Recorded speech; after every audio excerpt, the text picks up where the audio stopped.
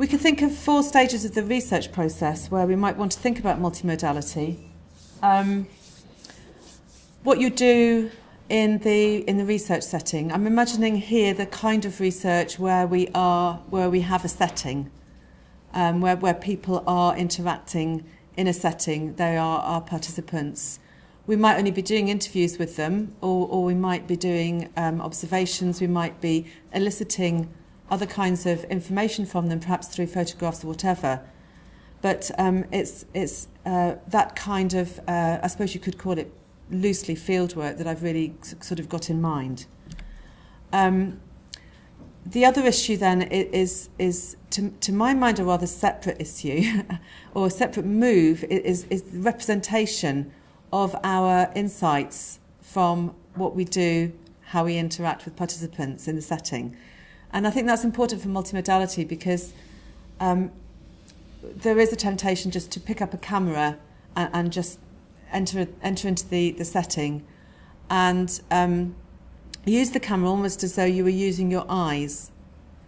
Whereas a camera, for all kinds of reasons, which I'm sure you already know about, is a very particular kind of representational technology, which brings its own particular perspectives, if you like. So we need to think about perhaps the making of records as a separate set of decisions that we're going to make. It might not be that you want to use a camera. It might not be that it's even appropriate to use any kind of audio recording device. But those are decisions that need to be made in relation to what you're understanding from observing, eliciting, talking to, interacting with the setting. Analysis then is much more complicated in relation to multimodal data because we haven't just got the field notes that we might make, we haven't just got the interview recordings that we might make, we've also got all kinds of different image-based sorts of media. And if we think about video immediately is a very complicated kind of record to A, transcribe and B, analyse, because there's so many different kinds of information involved in the video record. And I'm going to bracket out analysis today as well, because there is such a huge amount to say about analysis. Authoring. I'm going to talk about authoring. There are many exciting opportunities arising for getting our research out there in ways that are not just about the written, classic kind of scholarly account, if you like. So I'm going to be talking a bit about that. I'm really going to focus on number 1 and number 4 only. Okay. Modes and media, I don't know how useful this distinction is to you. It's one that is proposed by traditions of research which are informed by social semiotics. Kress and Van Leeuwen, for example, in their book Multimodal Discourse, make a distinction between modes, which they see as the kind of abstract, and they certainly don't use the word rules, but the abstract potentialities of the different kinds of media that we have to hand and that we use. So in a slightly more old-fashioned kind of semiotic perspective, one might talk about the languages of image, sound, gesture, colour, texture, or narrative. But the point is, the point of making this distinction, then media would be the specific material forms in which modes are realised: a photograph, a computer screen, an audio recording, paint, a wall, clothing, a chisel, whatever it might be. And these media, as you can see there, are both tools and resources. So it's quite a vague kind of term, media, which is why we often use the term multimodality instead of multimedia. What's the point of making the distinction? Well, I think the only point really is to try and grasp the fact that if you take one specific medium, such as a photograph, there isn't a photographic mode of meaning as such, that there are lots of different modes of meaning involved in a photograph. Okay, so we've got modes that are more spatial in a photograph. the relative positioning of items in relation to each other. We've got modes of colour and shape in a photograph. We have potentially got other modes such as texture, but you can't feel them in a photograph. You can only represent them visually. So it's really just about thinking about the whole way, the ways in which particular media actually embody and bring to the fore a multiplicity of types of meaning making. Okay. So I'm only going to be focusing on two major aspects of the research process here, sort of generating data in the field or in the setting, if you like, and then authoring. It's a bit of a jump from one to the other, missing out analysis and representation in the middle, but anyway, can't do it all. So one of the research projects through which we've tried to explore, I should say with not on my own, but with other members of the research teams that have been involved in these different projects that we've had. One of the main projects through which we've explored multimodality has been the production and reception of science within an interactive science discovery centre. Now, you probably know these places. That these are the sort of new genre of science museum, where instead of putting on display the histories of innovations and machines and scientists, there's gadgets and exhibits and interactive types of thing. You probably know the sort of thing I mean. We were quite interested in how the centre creates environments and spaces for learning, because the promise of interactivity is that it's hands-on, minds-on. This is going to be a type of science centre that really gets people to engage with science in a very direct kind of way. That's the promise. So we wanted to interrogate that promise. We looked at how different groups of children engaged with and received these environments and spaces within the museum. And we particularly looked at how the exhibit, that's this interactive gadget or exhibit, versus the theatre, because they've also got a science theatre where they do demonstrations, how they produce and reproduce and perform different kinds of ways of knowing and engaging with science. So just to take the first of our research steps, if you like, we're in the field and we're thinking about multimodality. So we might want to think about social interaction. Obviously, we would want to think about social interaction amongst people and between people and the environment that they're in. Now, here we can approach this through analysis of not only what people say, but obviously as well how they are using their bodies to communicate, so the whole field of non-verbal communication. But it's not just about how people as isolated individuals use their bodies in interaction with other isolated individuals. It's also about how those movements and gestures, etc., are seamlessly incorporating elements of the environment, including objects, including aspects of the setting.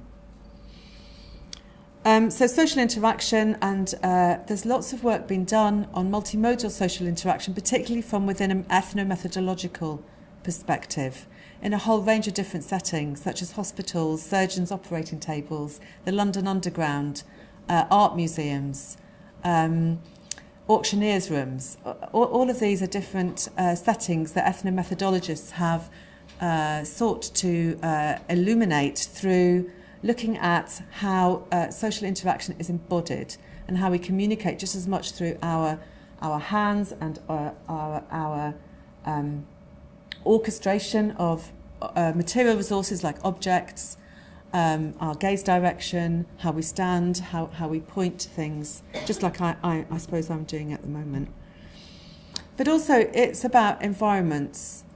Now this is a sort of slightly different move that if you are an ethno-methodologist, you wouldn't make. But if you're interested at all or sympathetic at all to social semiotics, you would make. So one could also think about environments and the ways in which the environments themselves, slightly independently, if you like, of the social interaction that's taking place there, can be read as multimodal orchestrations or assemblages of meaning. Here you might ask, what are the communicative and meaningful dimensions of meaning? If you take this room, I mean, this room is quite a redolent space. It used to be the committee room of the Midland Morgan County Council, and there are august figures on the walls. It's wood panelling. You can just almost, when we first moved in here as a school, you could almost sort of smell the intrigue that was left behind, you know, in these sorts of rooms. So there is a history to this room. There are ways in which the setting that we're in are pertinent for thinking about how interaction occurs and framing it.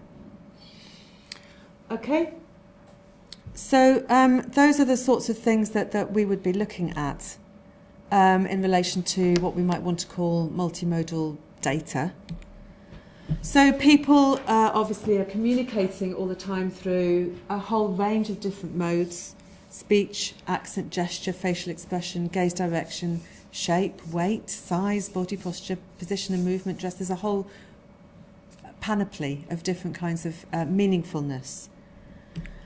Environments and objects are also communicative, if you want to accept that perspective, that environments and objects can communicate. Colour, texture, shape, position, opaqueness or light, weight, movement, sound. These are all elements of meaningfulness within the environments and the objects that we might want to pay attention to.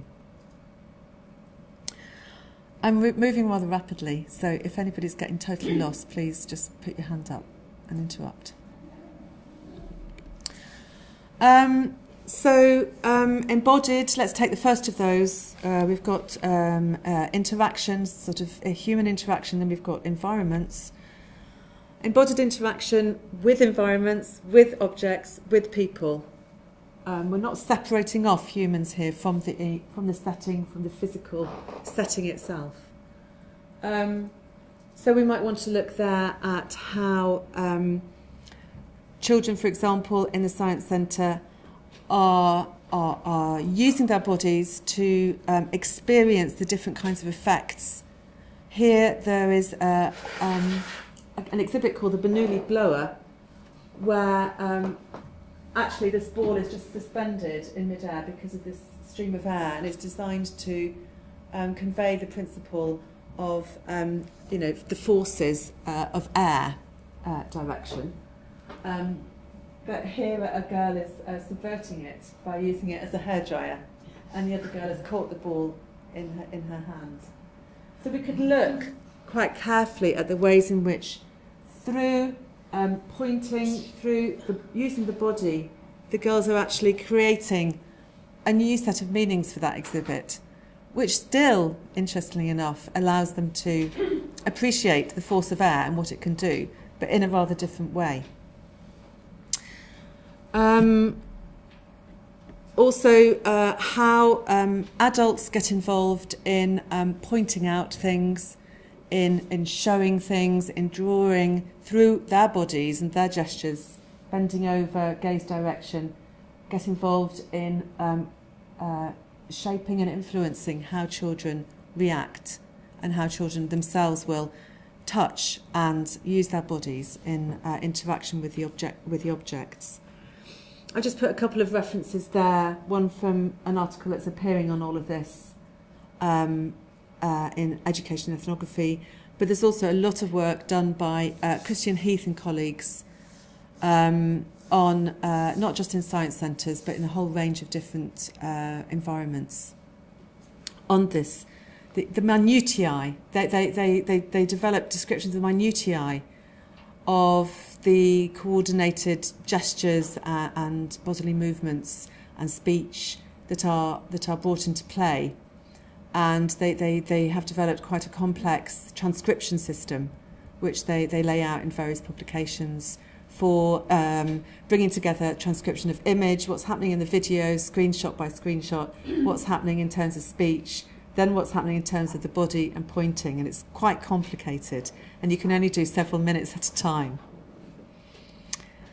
Okay, then we might want to think about the environment. That was the second issue.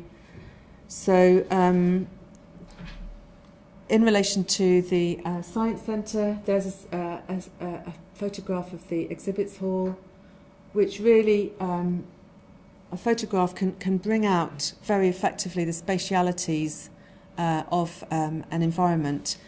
You can see there that the exhibits are not arranged in any kind of chronological or spatial route. They are sort of seemingly randomly placed so that there's space amongst them so that children can run from exhibit to exhibit. Propagating, one could say, a kind of very choiceful model of engagement with science. Also, most of the exhibits are designed to be operated by one individual user, again suggesting that science is about the interaction between an individual and a thing. The colours, bright primary colours here, designed specifically to engage children, to convey the idea that science is simple, it's non-threatening, it's exciting, it's bright. The light and the directionality direct the eye always upwards. The photograph is taken from that gallery that you can see, and there's these big windows on the left, suggesting a feeling of sort of light and lifting up. And the kinds of interactions that happen in that exhibit hall are very, very mobile. Children are told not to run, but they run the whole time. They scream, they shout, they are just on the move the whole time. Now contrast this with where they are channelled into for an hour of their visit. This is the Science Theatre. It is very low ceilinged, it's muted, the colours are neutral. There's concentric circles, the children have to sit round the concentric circles and their gaze is focused entirely onto the stage there.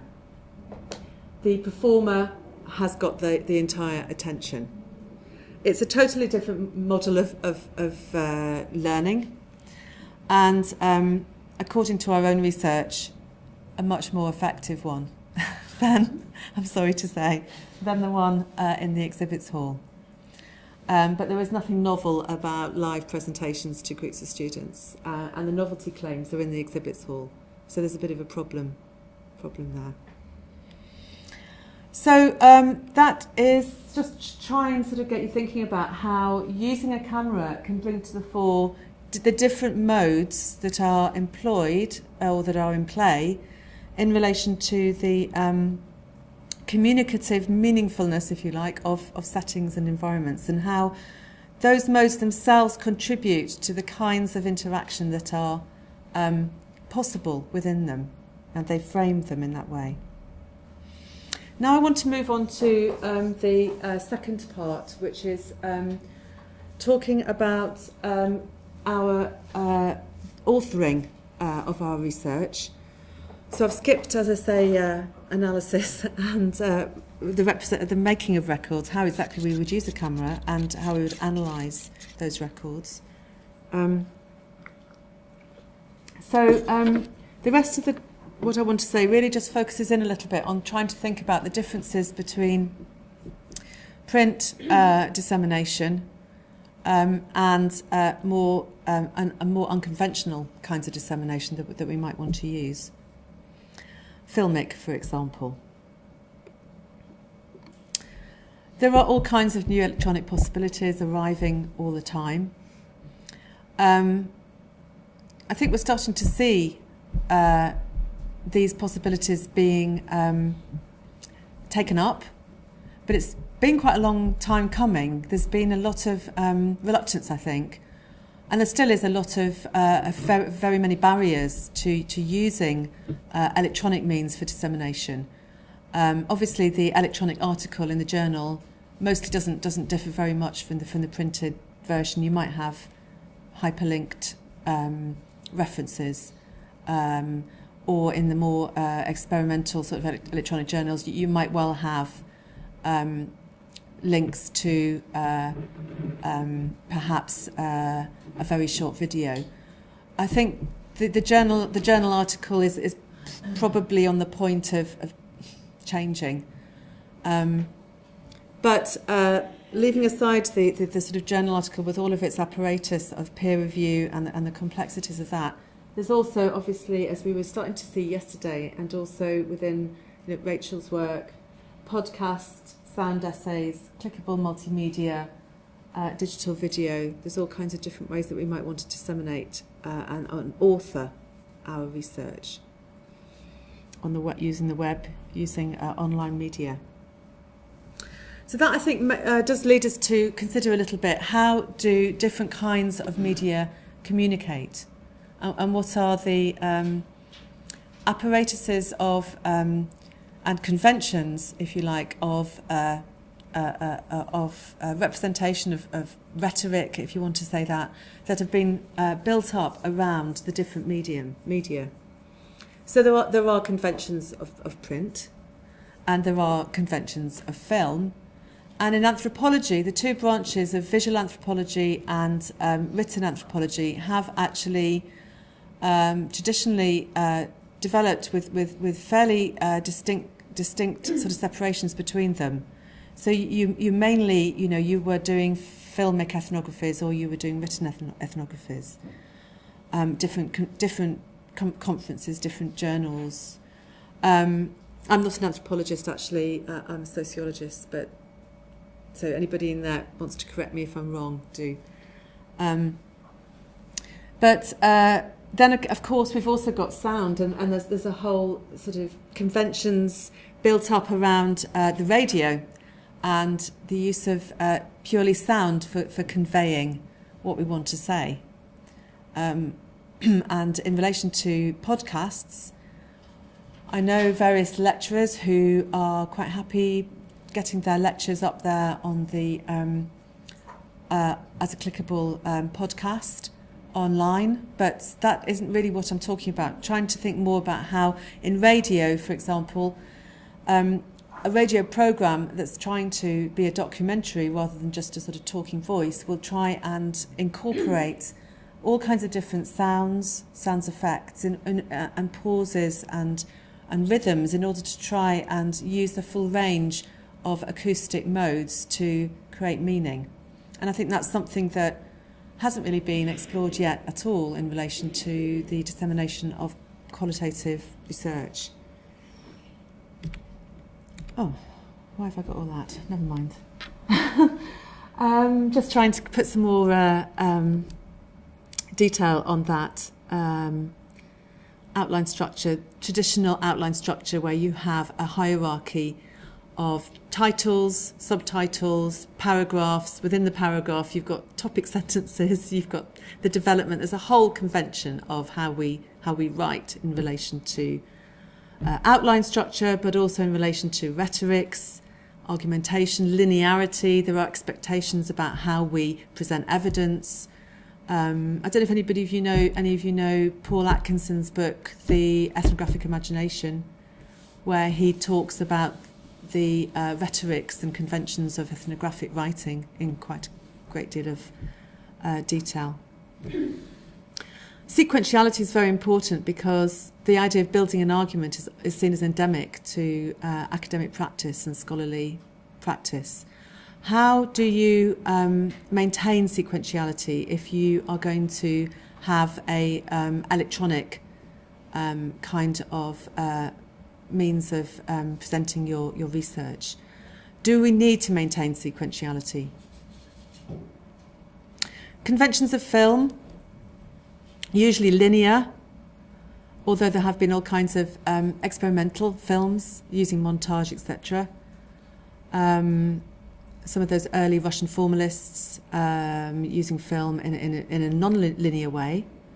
But on the whole, it's linear. On the whole, it's narrative conventions driven by the idea of a building up of episodes and events. Film has a whole range of different genres, as we know. Radio genres, narrativity, unfolding action, the idea of, again, a unilinear kind of exposition, that should say. All of the different ways in which timbre, the timbre of speech, cadence of speech, soundscapes can be used to convey meaning. So why might we want to use the screen? Well, the screen obviously could be a means of using all of those. We could use a combination of writing, a combination of film, and a combination of sound, as we saw yesterday. And these are all means of exploiting multimedia capabilities. We can reach new audiences that way, audiences that don't subscribe to a journal. We can, as we started talking about yesterday, provide access to data sets. And part of the work that we've done here is to create a hypermedia environment, which I haven't got time to show you, unfortunately, but where the data sets are available to click through and are hyperlinked to each other in ways that we hope generate new potentials for interpretation. They enable interactivity. They enable a reader to interact directly with the on-screen presentation, whether it's sound, writing, image, video, whatever it might be. You can use wikis to allow users to leave feedback with all the kind of scare quotes that I mentioned, for example, yesterday about the problem of getting immersed in endless loops of feedback. But those are potentials that are there. Reproducibility, it's right-click and copy. Now that's a big problem, obviously, when it comes to anonymity and confidentiality. So we can talk about that afterwards. Encouraging reuse of data and ongoing analysis. So we can think about digitising digital data as a way of encouraging others to reuse our data. Enhancing the speed of dissemination, you can get findings, you can get your research out there straight away without having to wait. And allowing more creative and flexible navigation, allowing the reader to follow their own pathway rather than setting it out in a codified way through the traditional codex or book or chapter sequence or article sequence. Of course, we all know that people don't read books in a linear way either. They don't. When's the last time you picked up a book and started on page 1 and finished at the end? We dip into them. But that is something that is quite differently facilitated online. First and foremost, because you don't know how big the thing is that you're going to navigate, whereas with a book or an article, you do. You might want to look at the article by Marcus in 1994. He talks there about the need to bring together these two traditions of ethnographic writing on the one hand and ethnographic film on the other. And he talks about how there are new sensibilities in ethnographic writing emerging after the, if you like, the sort of problematization of representation in ethnography that was really heralded by Marcus's own work and Clifford, etc. But those new sensibilities, he says, well, we do in ethnographic writing need to problematize the spatial. We need to problematize the idea that spaces have definite boundaries, and film helps you to do that. We need to problematize the temporal. We can't always be thinking about a forward movement of progression. We need to think about different temporalities, and film allows you to do that. Bearing in mind what I said about the linearity of film, it also allows you temporally to flip backwards and forwards, to go back in time, forward in time, to present the idea of simultaneous action happening in two different places at the same time, which is much more difficult to convey in writing. The idea of perspective and voice, multivocality in ethnographic writing, the idea of trying to bring together and perhaps confront different voices from different perspectives. Again, film allows you to do that very effectively because it brings the voices directly there. Acknowledging the dialogic kind of authorship, dialogic authorship, meaning that we are creating meaning always in an interplay between the texts and the audiences. And film, again, through its various techniques of defamiliarising what is happening, can encourage that. On the other hand, film can work very differently. It can also close down meanings. It can also, in the Hollywood genre of film, it can be very dictatorial. So there's nothing inherent about film, but it can be used in these more dialogic kinds of ways. And ethnographic film makers have shown often how film can be very reflexive by including themselves in front of the camera. Strategies like that, showing how they are also in the process of constructing a reality, rather than standing in an all-powerful position behind the camera directed at a group of people. And film can also be used to critically bring different realities into juxtaposition with each other. Anyway, these are the points that Marcus is seeking to make in that article. And they were then picked up by other ethnographers, not then, but sort of at the same time, picked up by other ethnographers who were exploring with hypermedia ways in which you can bring together writing and film. And again, we saw some of that yesterday. But what Biela is doing in that article is saying, well, look, there are certain essential components of a scholarly work. I don't know whether you would all agree with these, but this is what he is saying. You have to, number one, you have to refer in scholarly work to established literatures. You have to situate your work in relation to established literatures. You have to adhere to standards of clarity, debate and argument.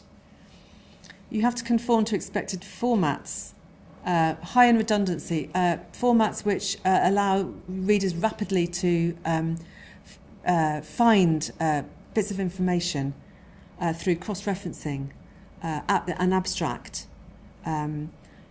quotes from the data, footnotes, headings that allow you to rapidly navigate your way through and get to where the nitty-gritty of it is. A journal article will also enable rapid, repeated, non-linear study. You can go back, you can flick forward. You can take unlimited notes. You can allow the author to make unlimited footnotes and bibliographic references. Now, none of these things are possible in film, he says. Most of those would need to be added to film in order to make something that is scholarly. You could have a film which corresponds to 1, 2, and 5, simply by having a talking head. So a lot of the Open University films that were made for their lecture courses were mainly sort of talking heads. But that's not the kind of film we're talking about. We're talking about films, ethnographic films, which are trying to show, not just to tell, to try and show the ways in which people are actually living their lives, responding to their environments, etc., and to each other. So we can put on screen text, video, audio, graphics, clickable hyperlinks as well. But there's a big challenge about how to combine these through screen design and navigation. And web authors are tutored through whole degree schemes in how to think about design and navigation. So it's not something that you can just, I think, through my own experience, it's not something that you can just easily hope to pick your way through without doing a great deal of thinking about it. So we do need to think about screen-based media and their multimodality. How do the different modes, how does the film speak to writing? How does sound speak to the image? How do all of these different relationships between text, sound and images work?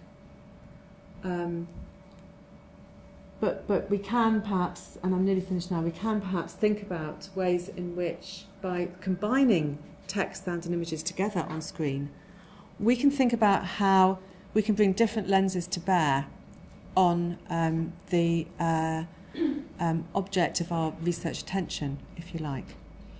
We can also use these to present multiple perspectives and voices in the ways that Marcus was pointing to there.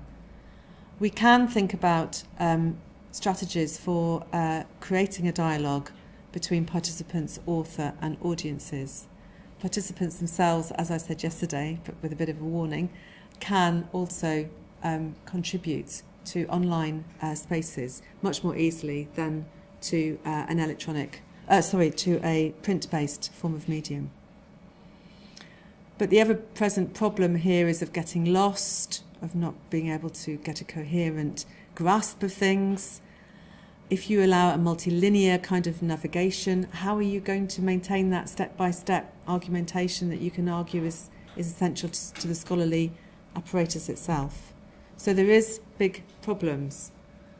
Loss of structure, loss of coherence, loss of sequentiality. Where's the authorial voice in all of this? Do we need an authorial voice? These are questions that would be good for you to think about. There was a moment, a sort of postmodern moment, I think, when there was all kinds of arguments for the losing of the authorial voice. Certainly a thoroughgoing critique of the assumptions that an author can present a world to a reader as though they were in complete control of it. But there is a problem there of a reduction to sort of bite-sized fragments. Fragmentation is a perennial issue in relation to web-based authoring. Telling risks being replaced with showing. How much text can you actually use on screen? And in the web essay that we did realise that we were very limited in terms of the amount of text that you can put without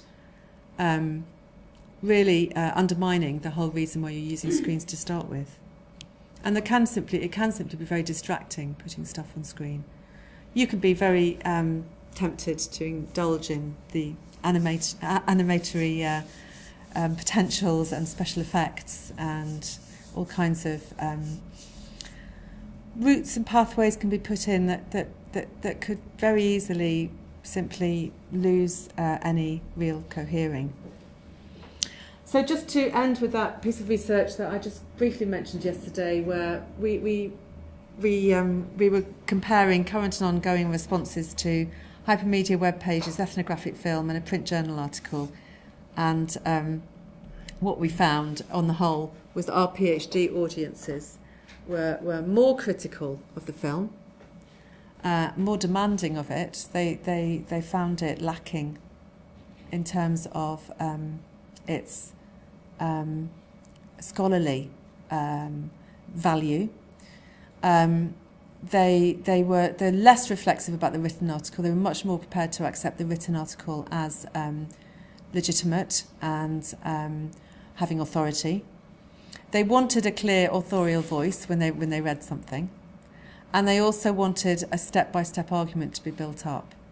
It was just quite a sort of small project, not claiming to be representative in any kind of way, and quite a sort of preliminary piece of research, really, which I have yet to write up properly, but I will do. So just to leave you with those thoughts, really, just to think a little bit critically about the potentials for combining all of these different kinds of multiple modes, but also the problems involved in that as well. So I'll leave it there.